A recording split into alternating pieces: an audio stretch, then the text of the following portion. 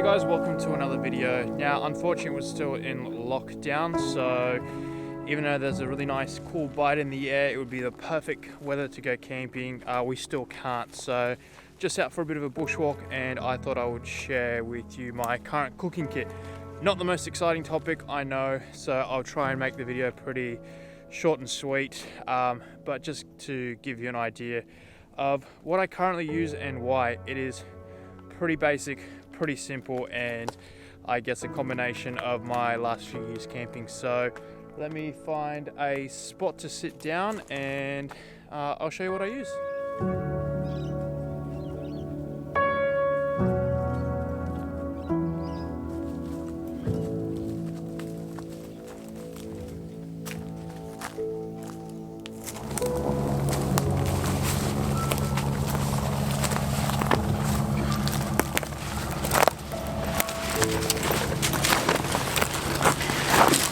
Alright, so first and foremost, just apologies if you hear helicopters in the background. There's some backburning going on a couple of Ks further down in the national park, and they're kind of just buzzing around every now and then, so that might get picked up by the audio. But anyway, let's get stuck into it. So I will show you my cooking kit, and this is pretty much it. It's a bit of a combination of a few different setups.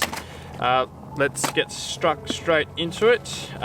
When I open up my cooking kit, the first thing I have is my fuel. I use metho, so I just keep it in this kind of, what is it, a 250ml bottle. I find that this is enough for a couple of days, and obviously it's easy enough to carry a bigger bottle, but this for me, for up to 3 or 4 days, so a few nights, I find it more than enough.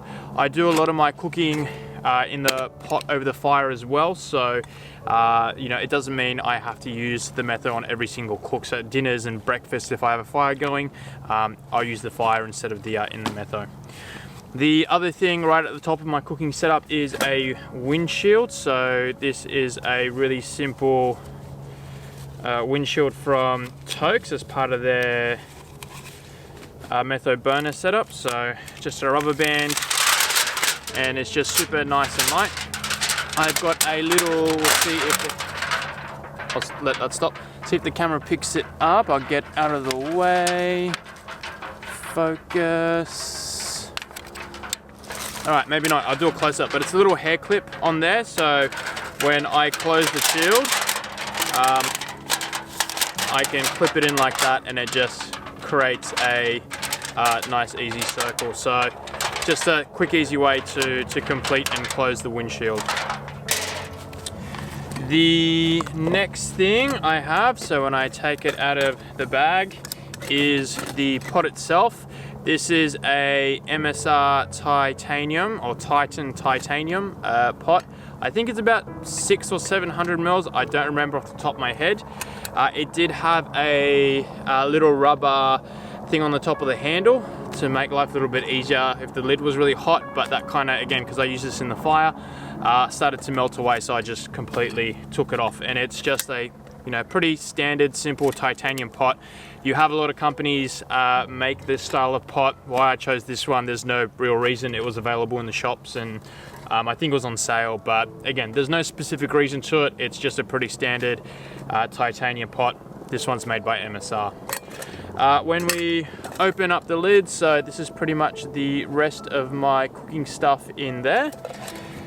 First and foremost, the spoon. I like a long spoon like a lot of other people, but I wanted everything to fit in there. So my solution was this Optimus titanium spoon, which has a folding handle. So it's small enough to fit directly inside of my pot, but obviously I can open it up, unfold it, and I've still got a long spoon if I need to. So kind of my ideal solution, really. Next up in here is I have a lighter. I carry several lighters on the on any given trip. One in my cooking set, one or two kind of in random places in my pack, and usually one on me as well. I find a lighter by far the best fire starter, and I find the best backup to a lighter is another lighter. So I carry a few of those. They weigh nothing. Next up inside of here is I have my cleaning kit. Well, I've got 2 bits to clean with. For most trips I take baby wipes. So baby wipes, these are like bamboo ones, so they're more environmentally friendly. I burn them at the end because again they're made from bamboo as a base. They're just super quick, super easy to clean. I camp a lot away from water sources, so I don't always have the option of kind of go down to the river, clean out my pot, and I don't like carry heaps of water. So I try and be reasonably conservative, and I find baby wipes do a great job of cleaning. And again, I just kind of either carry it out in rubbish, or if I'm having a fire, I'll chuck them in the fire. The other thing is just a basic kind of scrap cloth, so I can use that to just finish drying up the pot, or also if I'm using the pot on the fire or something, I can just use it as a bit of insulation so I don't burn my hand on the pot handle. So just something basic, simple like that. Next up is I have the pot stand. So again, this is from Toaks. Pretty simple, standard bit of mesh. You can bend it and shape it however you want. And yeah, there's not really too much to say about this. And my burner is a Toaks titanium siphon stove. And I think there's a helicopter coming above now. Okay, so I've waited a couple of minutes and it doesn't really seem to be going away, so I'll continue. Hopefully the audio is not too bad and doesn't pick it up too much. But as I was saying, this is the Toaks titanium stove.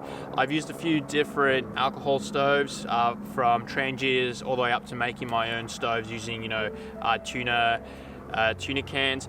And honestly, for me, this is just the easiest option, the best option I found. It's pretty much the lightest. It's also the most fuel efficient. It blooms extremely quickly, and it boils the water quite quickly as well. So it's pretty much everything I kind of want out of a stove. The only real thing it's missing, I guess, that the Trangiers have is temperature control.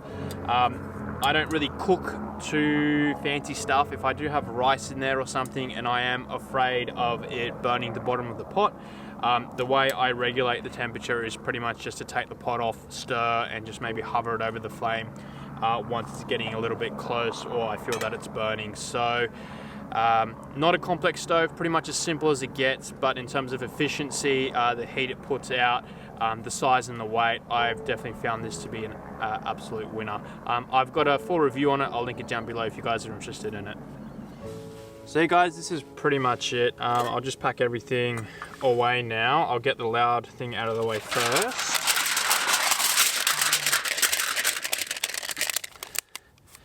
That packs up nice and tight.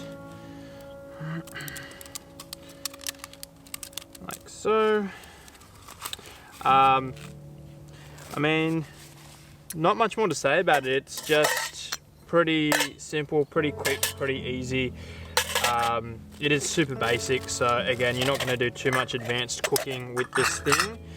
But for me, it's pretty much all I need. It boils water, which is the majority of what I need. And if I want to cook, anything else like some rice pastas or something a little bit fancier in there, then it's easy enough to do. And you can just see how quick it is to pack up and get going back on the trail. So I'm gonna chuck this back in the bag and head on back. Quick check to make sure I didn't forget anything. No, doesn't look like it. Off we go.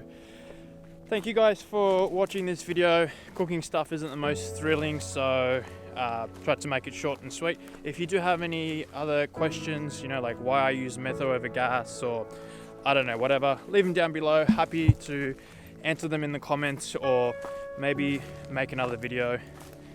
Here's hoping that in a week or two the restrictions will lift a little bit more and we'll finally be able to get out on the trail and do some overnights, because the weather here in Australia is just getting better and better for camping.